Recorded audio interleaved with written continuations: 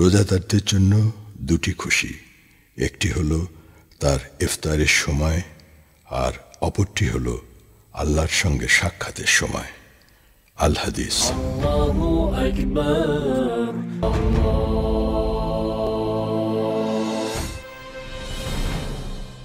আলহামদুলিল্লাহি রাব্বিল আলামিন والصلاة والسلام على سيد المرسلين وعلى آله وأصحابه أجمعين।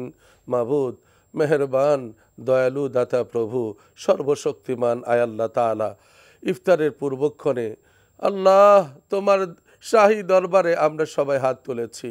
মেহেরবানি করে আমাদের আল্লাহ যত নেক আমল আমরা করেছি সমস্ত আমলগুলোকে তুমি কবুল করে নাও। আমাদের জীবনের গুনাহ খাতা তুমি মাফ করে দাও। আয় আল্লাহ, আমরা গুনাহমুক্ত জীবন চাই। আয় আল্লাহ, তোমার রাজি এবং তোমার খুশি আমাদের জীবনের একমাত্র লক্ষ্য। এটা যেন আমরা ধারণ করতে পারি, আল্লাহ লালন করতে পারি। তুমি আমাদেরকে তৌফিক দান করো, তোমার হাবিবের সুন্নতের পাবন্দি হওয়ার তৌফিক দান করো। আয় আল্লাহ তাআলা, ইফতারের এই পূর্বক্ষণে যারা যেভাবে যেখানে বসে ইফতার করছেন, যারা ইফতার করাচ্ছেন, ইফতার করনেওয়ালা আল্লাহ প্রত্যেকের আল্লাহ নেক আমলগুলোকে তুমি কবুল আর মঞ্জুর করে নাও। আয় আল্লাহ তাআলা, আমাদের এই প্রিয় মাতৃভূমি বাংলাদেশের মাটির নিচের সম্পদে তুমি বরকত দাও, উপরের সম্পদে তুমি বরকত দাও। আয় আল্লাহ, এদেশের উন্নয়ন, এদেশের কল্যাণে আমরা যেন সবাই একসাথে কাজ করতে পারি, তৌফিক দান করো রব্বুল আলামিন।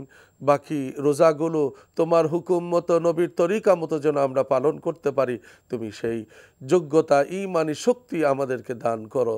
আয় আল্লাহ তাআলা, যেমনিভাবে রমাদানুল মুবারকে আল্লাহ তোমার রহমতের দরজাগুলো খুলে রেখেছো, আয় আল্লাহ আমরা যেন সেই যোগ্যতা অর্জন করে বাকি 11টি মাস যেন আমরা সেইভাবে চলতে পারি, সেইভাবে তাকওয়া অবলম্বন করতে পারি, জীবনের প্রতিটি ক্ষেত্রে খোদা ভীরুতার পরিচয় দিতে পারি, সেই যোগ্যতার তৌফিক আমাদেরকে তুমি দান করো আল্লাহ।